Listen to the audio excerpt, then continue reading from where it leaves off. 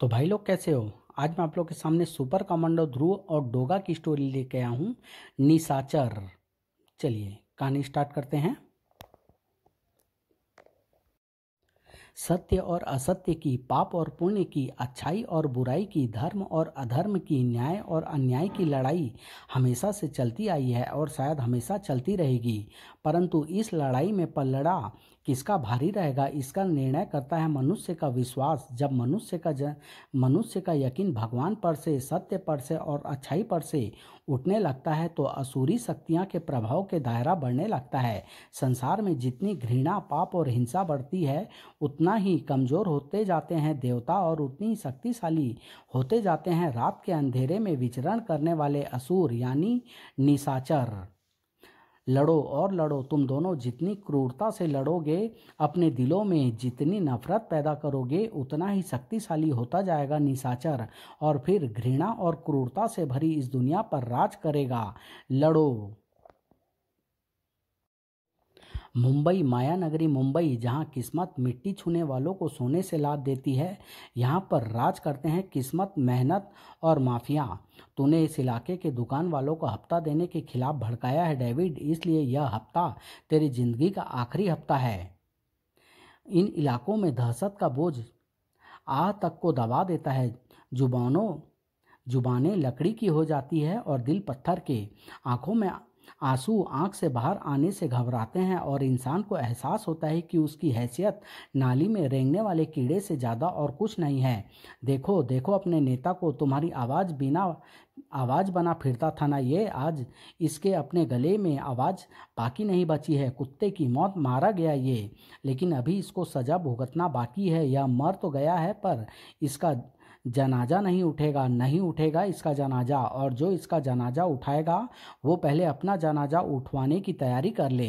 यहाँ इंसान को मरने का भी हक नहीं है। शायद इसलिए कोई मरना नहीं चाहता, लेकिन मौत खुद ही मौत का डर कम कर देती है। डेविड के सगे संबंधियों और मित्रों का डर फिलहाल खत्म हो गया था, क्योंकि बिना सही क्रियाकर्म के वे डेविड को छोड़कर जाने वाले नहीं थे। बांद्रा के पुराने कब्रिस्तान में दफनाने की रस्में जल्दी पूरी कीजिएगा फादर। उस माफिया डॉन छोटे हाजी का कोई भरोसा नहीं है। यू आर राइट सन, मैं बहुत जल्दी ही करूँगा, क्योंकि मुझे कई मुर्दों को दफनाना है। कई मुर्दों को? ओह समझा, आपको दूसरे कब्रिस्तान में भी जाना है।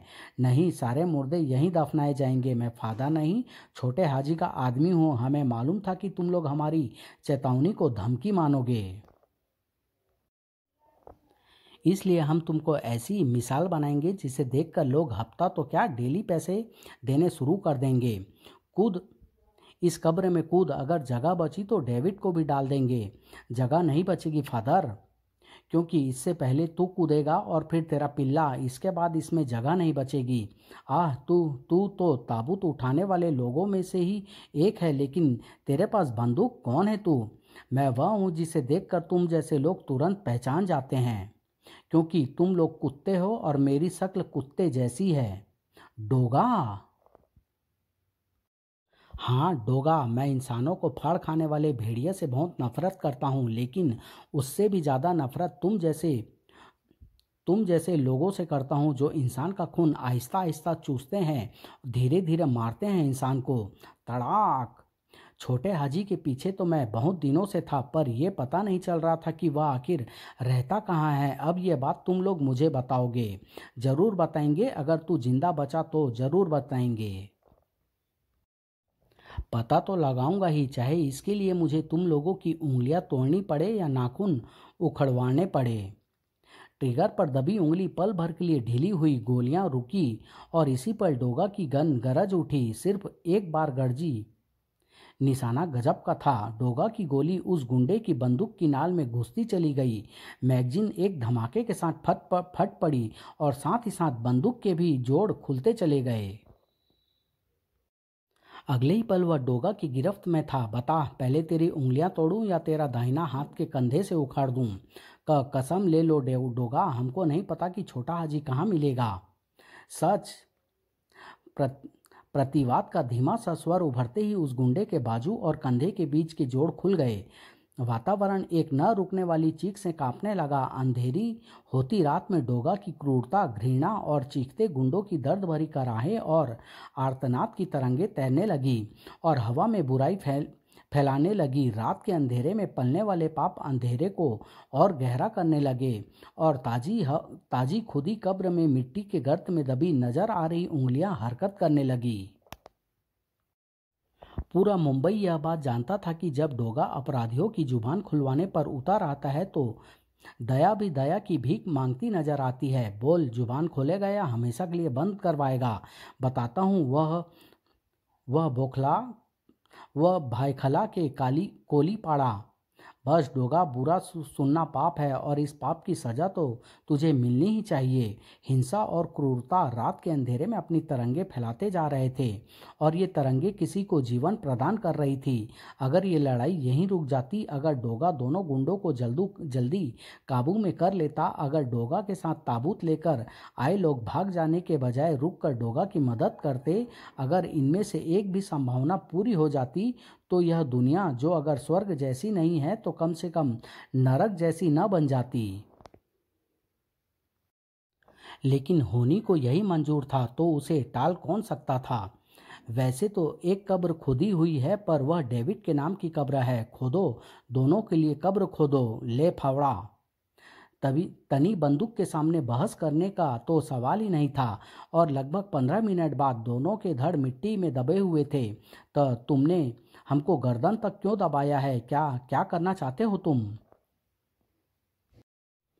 तुम लोगों ने डेविड की मौत को ऐसी मिसाल बनाना चाहते थे ना कि दुनिया उसे देखे और थर थर कांपे। अब मैं तुम लोगों को ऐसी मौत दूंगा कि छोटा हाजी उसे देखे और थर थर कांपे।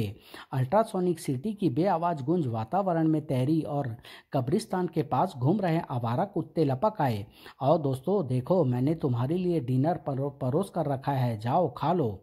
नहीं, हमें गोली मार दे कमीने, मार। डोगा जानता था कि दर्जनों हत्याओं के इन हत्यारों की सजा एक गोली की शांति भरी मौत नहीं, बल्कि बोटी बोटी नोच कर मरने वाली विभत्स मौत है। भूखे कुत्ते दोनों सिरों पर टूट पड़े, दोनों की चीखें मुर्दों को भी दहलाने लगी। हिंसा की क्रूरता की भयानक तरंगों से वातावरण भरने लगा और इस चीख के साथ साथ उस खुदी कब्र से बाहर झांक रहे हाथों के साथ साथ एक शरीर भी बाहर आने लगा। आहा, इतनी शताब्दियों तक जमीन में दबे रहने से मेरा शरीर कमजोर हो गया था, पर इन मानवों ने उसे खोदकर बाहर भी निकाल दिया। कुत्ते दोनों गुंडों का चेहरा झंझोड़ कर रुक गए, लेकिन इतनी देर में क्रूरता और हिंसा की इतनी तरंगे वातावरण में फैल चुकी थी, जो कब्र से धीरे धीरे बाहर आ रही उस आकृति को पूरा बाहर निकालने के लिए काफ़ी थी। आहा, कितना अच्छा लग रहा है। सदियों तक जमीन में दबे दबे रहने से बदन अकड़ गया था, कमज़ोर भी हो गया था, पर तूने मुझे शक्ति दे दी। हिंसा, क्रूरता और कोई भी पापाचार मुझे शक्ति देता है। कौन हो तुम? सदियों तक जमीन में दबे रहने से क्या मतलब है तुम्हारा? तू मुझे नहीं पहचानता, और पहचाने भी तो कैसे? मैं पृथ्वी पर जब आया था तब तो कलयुग शुरू ही हुआ था। उस समय तो तेरे लकड़ दादा के लकड़ दादा के लकड़ दादा भी पैदा नहीं हुआ होगा। मैं निशाचर हूँ, अंधेरे का बेटा। सारी दुनिया में पाप बढ़ाने का जिम्मा लिया था मैंने, पर तेरी ही पृथ्वी के एक खैर, उससे तेरा क्या मतलब? तेरे अंदर हिंसा भरी हुई है। हिंसा तो पाप का ही एक रूप है और पाप तो मेरे शरीर में खून की जगह बहते हैं। इसलिए मैं तुझसे बहुत खुश हूँ। आजा, मेरी शरण में आजा, अपनी आत्मा मुझे दे दे। बदले में मेरे साम्राज्य में तुझे एक महत्वपूर्ण ओहदा मिलेगा। दे दे अपनी आत्मा मुझको। तू मुझे कोई नौटंकी वाला लगता है या फिर छोटे हाजी ने ही तुझे भेजा है? लेकिन अगर तेरे ये दो गुंडे मुझे ना मार पाए तो अगला हमला तू करे। नादान है तू। मैं तुझसे और हिंसा चाहता हूँ ताकि मेरे शरीर में और शक्ति आए। तेरी जान से मुझे क्या सरोकार। खैर, अगर तुझे मुझ पर अभी यकीन नहीं आता तो कुछ घड़ी बाद याद आ जाएगा। स्वानो, समझा दो कि हम कौन हैं। निशाचर से एक किरण निकलकर कुत्तों से टकराई और कुत्तों के चेहरे के भाव ही बदल गए। अरे, यह क्या कर रहे हो तुम लोग? तुम लोग तो मेरे दोस्त हो, हटो, पीछे हट जाओ। लेकिन अरे, यह इनको क्या हो गया? ये तो एकाएक पागलों कुत्तों की तरह बर्ताव करने लगे। कुत्ते डोगा को झंझोर डाले दे रहे थे और यह हिंसा निशाचर को और ताकतवर बना रही थी। लेकिन यह दृश्य ज़्यादा देर तक ऐसा ही रहने वाला नहीं था, क्योंकि डोगा अब असावधान नहीं था। बस, अब तक मैं तुमको दोस्त की नज़र से देख रहा था, लेकिन अब नहीं, अब नहीं और नहीं। अब तुम्हारा वही हाल होगा जो डोगा पर हमला करने वाले हर प्राणी का होता है। शाबाश शाबाश, तुझसे मुझे ऐसी ही हिंसा की उम्मीद थी। तूने मुझे काफ़ी शक्ति दे दी है। अब मैं तुझे घुटने टिकवाने को तैयार हूँ। बता, तू अपनी आत्मा अपनी मर्जी से मुझे देता है या मैं उस पर कब्जा कर लूँ? दोनों ही तरह से तू मेरे बहुत काम आएगा। बहुत सुन ली तेरी बकवास, छोटे हाजी के कुत्ते। तू मेरी आत्मा पर क्या कब्जा करेगा निशाचर? मैं ही तेरी आत्मा को बाहर निकाल दूंगा। डोगा की उंगली ट्रिगर पर दबती चली गई और गोलियां गन की मैगजीन से निकलकर निशाचर के शरीर में समा गई। एक और हिंसक कृत्य। तू तो हिंसा खिला खिला कर मेरे पेट को फाड़ देगा, पर अब मुझे तो पता चल गया है कि तू अपनी आत्मा मुझे नहीं देगा। इसलिए तेरी आत्मा को मुझे खुद ही अपने शिकंजे में कसना पड़ेगा। निशाचर ने डोगा के शरीर के अंदर घुसने की कोशिश तो यही सोचकर की थी कि वह डोगा की हिंसक आत्मा को अपने कब्जे में बड़े आराम से ले लेगा, परंतु इसके अंदर तो एक पुण्य आत्मा है, सत्य तत्वों से भरा हुआ है। इसका शरीर इन सत्य तत्वों में हिंसा और क्रूरता जैसे पापों का मिश्रण होने के बावजूद भी मैं इसकी आत्मा को पकड़ नहीं पाऊंगा। मैं खुद जल जाऊंगा। अब पहले मुझे इसकी आत्मा को इसके सत्य तत्वों वाले शरीर से निकालना होगा, उसके बाद ही मैं इसकी आत्मा पर कब्जा कर सकता हूँ और यह काम मेरी निशाचर सेना बड़े आराम से कर सकती है। शायद ये निशाचर सच कह रहा है। अभी अभी इसने मेरे शरीर के अंदर घुसने की कोशिश की और अब इसकी पुकार पर सैकड़ों चमगादड़ मेरी तरफ लपक रहे हैं और ये सैकड़ों खूनी चमगादड़ 10 सेकंड में मेरी पोशाक और मेरी खाल उधेड़ सकते हैं। मैं चाकू से कुछ ही चमगादड़ों को घायल कर सकता हूँ, लेकिन ये तो सैकड़ों की तादाद में हैं। ये रोशनी से भागते हैं, पर यहाँ पर बिजली नहीं है। वह लैंप जरूर मिट्टी के तेल से जल रहा है। मेट्रोमैक्स की तरह यह मुझे बचा सकता है। डोगा की एक किक ने लैंप को चूर चूर कर दिया। मिट्टी के तेल से लकड़ी का खंभा नहा गया और डोगा को चमगादड़ों से बचने का एक हथियार मिल गया। वाह, तू सिर्फ हिंसा की नहीं, समझदार भी है। पर अब न तो हिंसा तेरे काम आएगी और न ही समझदारी, क्योंकि तेरी और चमगादड़ों की हिंसा ने मुझे इतनी और शक्ति दे दी है कि मैं तेरी आत्मा को अपने आप ही बाहर खींच लूं। लगता है जैसे बदन से जान बाहर निकल रही हो। यह सचमुच कोई राक्षस ही है। इससे मानवीय शक्तियों द्वारा निपटा नहीं जा सकता। अगर यह सचमुच दुष्ट शक्तियों वाला प्राणी है तो ईश्वरीय शक्तियां इस पर जरूर असर करेगी। ओह, क्रॉस से वार कर रहा है। यह असर तो कर सकता है, पर सिर्फ तभी जब इसका स्पर्श मेरे शरीर से हो, और इसका स्पर्श मैं अपने शरीर से होने नहीं दूंगा। निशाचर के वार ने डोगा को उछालकर दूर फेंक दिया और यह वार डोगा के लिए वरदान साबित हो गया। अब जो हाथ में आए उसी से मारेगा, किताब से मारेगा। मार ले, यह तो मेरा शरीर छूते ही भस्म हो जाएगी। यह किताब सिर्फ एक किताब नहीं है निशाचर। इसे छूते ही मेरा बदन जलन से भर गया है। क्या फेंका है तूने मुझ पर, कमीने? यह बाइबल है, पाप की औलाद, ईश्वर की बयानी, जीसस क्राइस्टी की जुबानी। भला हो छोटे हाजी के उस आदमी का जो फादर का रूप बनाने के चक्कर में बाइबल साथ लेकर आया था। मैं सदियों की नींद से उठा हूँ। अभी मेरे शरीर में इतनी शक्ति नहीं कि मैं ईश्वरीय चिन्हों से भरी ऊर्जा का मुकाबला कर सकूँ। इस बाइबल को छूते ही इसने मेरी काफ़ी शक्ति को नष्ट कर दिया है। अभी मुझे जाना होगा, पर ये ईश्वरीय चिन्ह हमेशा मुझ पर असर नहीं करेंगे। एक बार मैं इस दुनिया में भरी पाप शक्ति को प्राप्त कर लूं, फिर उसी शक्ति को करोड़ों गुना बढ़ाकर इस दुनिया में फैलाऊंगा और फिर ईश्वर की जगह इस दुनिया में मेरी सत्ता होगी। निशाचर की सत्ता, अंधेरे की सत्ता, पाप की सत्ता। अरे, यह तो गायब हो गया। मैं इन सब बातों में विश्वास करता तो नहीं, पर लगता है कि अब विश्वास करना पड़ेगा। जिस पर गोलियां असर न करे, चमगादड़ जिसकी बात माने और जो मेरी आंखों के सामने से गायब हो सके, वह जरूर कोई अमानवीय शक्ति वाला प्राणी ही हो सकता है। अब असली सवाल यह है कि निशाचर अब क्या करेगा, और अगर कुछ करेगा तो उसे रोका कैसे जाएगा। डोगा को इस सवाल का जवाब बहुत जल्दी ढूंढना था, क्योंकि निशाचर अपना अगला कदम जल्दी ही उठाने जा रहा था। इतनी सदियों तक निष्क्रिय रहने के कारण मैं इतना कमज़ोर हो गया हूँ कि सिर्फ एक किताब मुझे भागने पर मजबूर कर दे। छी, मुझे अपनी शक्तियाँ पूरी तरह से प्राप्त करने में समय लगेगा, क्योंकि मुझे शक्तियाँ तभी मिलेगी जब पाप बढ़ेगा, और पाप बढ़ाने के लिए मुझे अपने दुश्मनों को आज़ाद करना होगा, और अगर मैं उनको आज़ाद करवाऊंगा तो वे अपने आप मेरे गुलाम बन जाएंगे। मेरी शक्ति अपने आप कई गुना बढ़ जाएगी, परंतु श्राप के कारण मैं खुद उनको आज़ाद नहीं करवा सकता, पर किसी न किसी को भेज तो सकता हूँ। चमगादड़ के शरीर में निशाचर की ऊर्जा भरने लगी और वह चमगादड़ एक खास आकार लेने लगा। निशाचर ने तुझ में जान डालकर तुझे नया रूप दिया है। अब तू एक मामूली चमगादड़ से अति शक्तिशाली तमचर बन गया है। अब जाकर उस मोती को मेरे पास ले आ, जिसे माया योगी ने यहाँ से 70 योजन दूर किसी तंत्र कैद में रखा है। मैं उसे छू नहीं सकता, पर तू उसे ला सकता है। अब जा, मेरी शक्तियाँ तुझे रास्ता दिखाती जाएगी। जा। तमचर बना चमगादड़ तुरंत ही एक दिशा में रवाना हो गया, और यह दिशा राजनगर की तरफ जाती थी। जल्दी आ, यह माया योगी आश्रम जरूर है, पर यहाँ पर भी सिक्योरिटी काफ़ी सख्त है। ऐसा था तो बैंक में चोरी करनी चाहिए थी, या किसी ज्वेलर्स के यहाँ सेंध लगाते। यहाँ भी सिक्योरिटी है, तो यहाँ आने का फ़ायदा क्या हुआ। अब उतनी सख्त सिक्योरिटी भी नहीं है। यहाँ पर जितनी प्राचीन दुर्लभ मूर्तियाँ रखी है, उसके हिसाब से तो उतनी ही सिक्योरिटी है जितनी हाउसिंग सोसाइटी में होती है। कौन हो तुम दोनों, दीवार पर क्या कर रहे हो।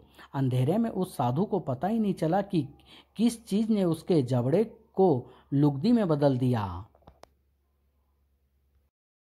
देखा, एयर कंप्रेस्ड गन लाने का फायदा। चूंकि यह बारूद के बजाय एयर प्रेशर से पथरीले क्यूब दागती है, इसलिए न तो धमाका होता है और न ही हवा में बारूद की महक फैलती है, और इसको अगर कोई देखेगा तो भी यही समझेगा कि पैर फिसलने से यह गिर गया और इसका जबड़ा टूट गया। समझा रणतोधे।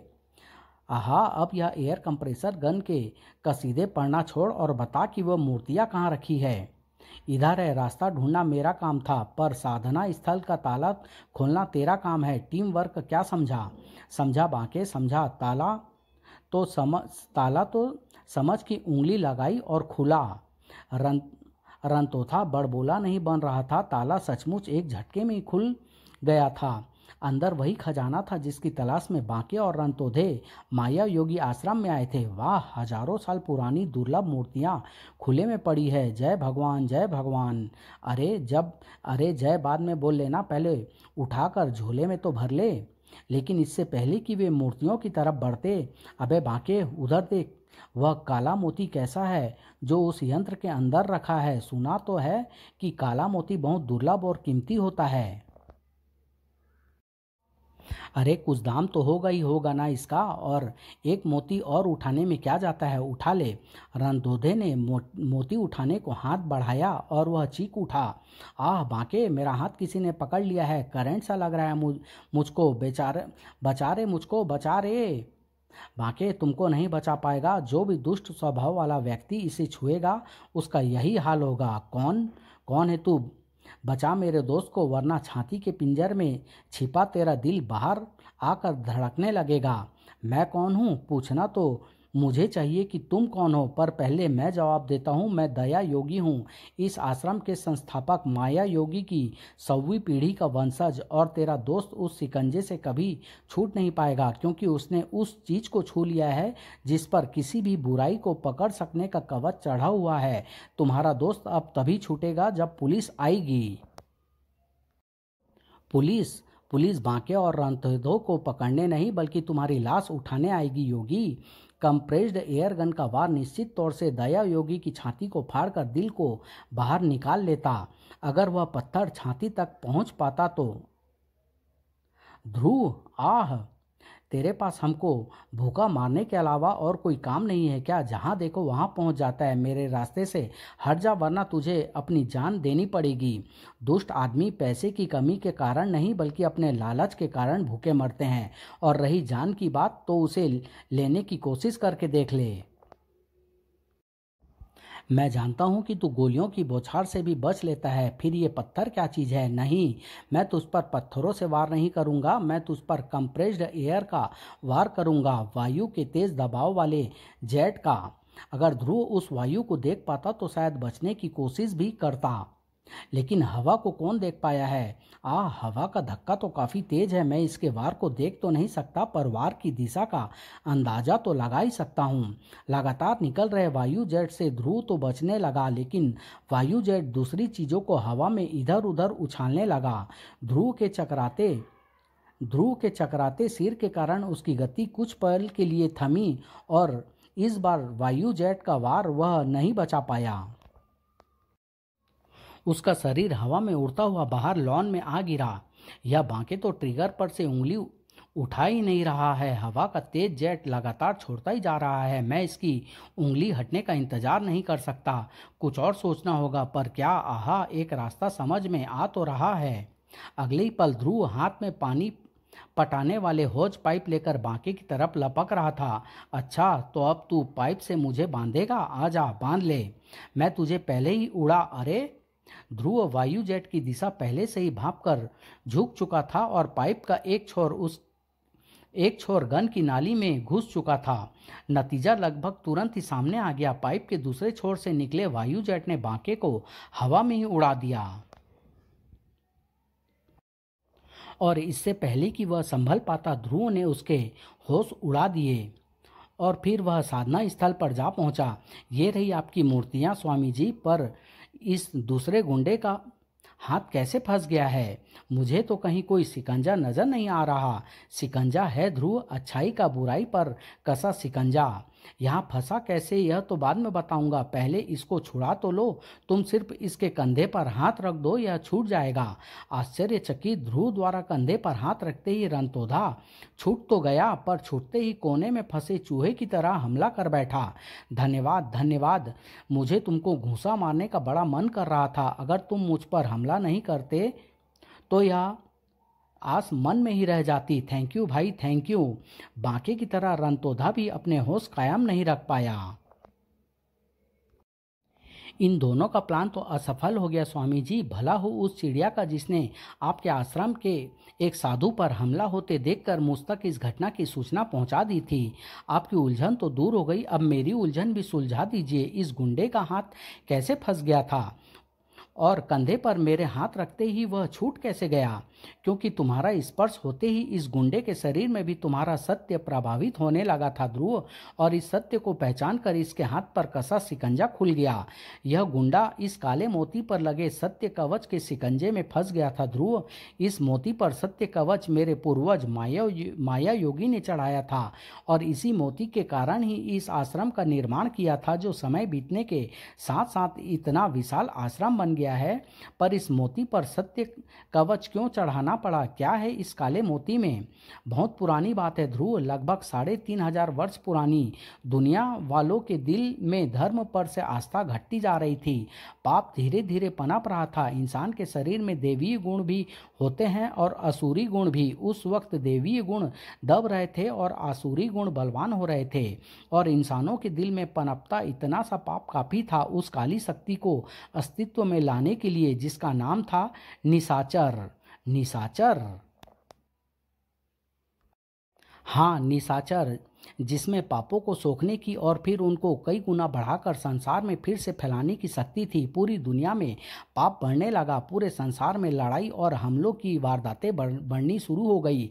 इस वक्त इस संसार में भगवान का नहीं बल्कि शैतान निशाचर का साम्राज्य फैला हुआ था। सिर्फ कुछ ही पूर्ण आत्माएं इस पाप के फैलावे से बची हुई थी। महान सिद्ध माया योगी भी उनमें से एक थे। उन्होंने निशाचर के साम्राज्य को खत्म करने का बीड़ा उठाया। उन्होंने संसार भर के उन पुण्य आत्माओं से संपर्क किया। सभी पुण्य आत्माओं की सम्मिलित शक्ति से निशाचर की बुराइयों पर वार होने लगे। निशाचर की शक्ति वैसे ही साफ होने लगी जैसे साबुन गंदगी को साफ कर देता है। निशाचर के पाप बढ़ने से पहले ही नष्ट होने लगे। तब निशाचर ने नई चाल चली। उसने अनंत पापों के जनकों को याद किया, उन दो महाराक्षसों को जो स्वयं पाप का उत्पन्न करते थे, शैतान नारकी और पातकी। नारकी और पातकी ने पूरे संसार में पापों की बाढ़ लाकर कई पुण्य आत्माओं तक को शैतान निशाचर का धर्म मानने पर विवश कर दिया। तब माया योगी ने उन दोनों शैतानों को भयंकर मुश्किलों के बाद एक सीप और उसमें बंद काले मोती में बंद कर दिया। मोती को उन्होंने यहाँ पर एक यंत्र में रख दिया और सीप को यहाँ से दूर एक अन्य स्थान पर गाड़ दिया, वहाँ जहाँ पर अब मुंबई है। जब तक वह सीप और काला मोती आपस में नहीं मिलते तब तक नारकी और पातकी कभी आज़ाद नहीं हो सकते। और निशाचर का क्या हुआ, कैसे निपटे माया योगी उनसे? यह एक बड़ी समस्या थी। ध्रुव, नारकी और पातकी पर चले तंत्र मंत्र निशाचर पर कोई असर नहीं कर रहे थे। उन्होंने देवों से मदद मांगी, परंतु पृथ्वी पर फैली दुष्टता की चादर किसी भी मदद को पार आने नहीं दे रही थी। पवन भी विषैली हो चुकी थी, जल भी बंधक था और अग्नि भी सिर्फ विनाश फैला रही थी। यज्ञ सामग्री तक को अग्निदेव स्वीकार नहीं कर रहे थे।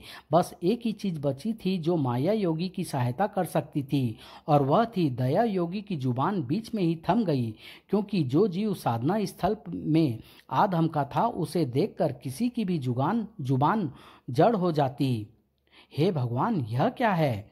इसका भगवान से दूर दूर तक का भी संबंध नहीं है। ध्रुव, इसके शरीर से घोर दुष्टता की तरंगे आ रही है, और इतनी दुष्टता सिर्फ निशाचर में ही हो सकती है। यह निशाचर ही है ध्रुव। ये कहानी मैं यहीं समाप्त कर रहा हूँ। 3 भागों में लेके आऊँगा और बहुत जल्द लेके आऊँगा। धन्यवाद।